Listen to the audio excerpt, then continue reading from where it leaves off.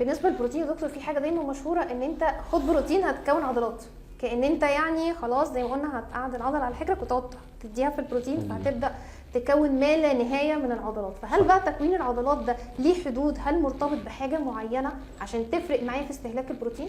طبعا ده من اهم الاسئله، بالذات الكلاينت او الزبون اللي بيجي لي بيقول لي انا عايز ازيد، او واحد يجي يقول لي انا عايز اتخن. فالناس عايزه تتخن ده لا اديني بروتين كتير عشان يزيد عضلات. طبعا هو مش الموضوع مش بالشكل ده.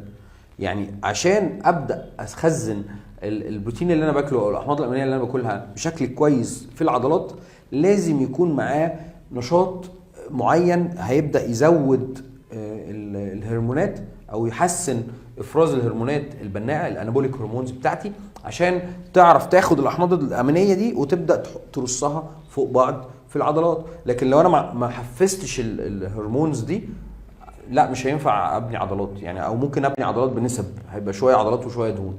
فبالتالي ما حدش يجي يقول لي انا عايز اتخن عضلات وعايز ازيد عضلات عن طريق ان انا هاخد بروتين بس كتير.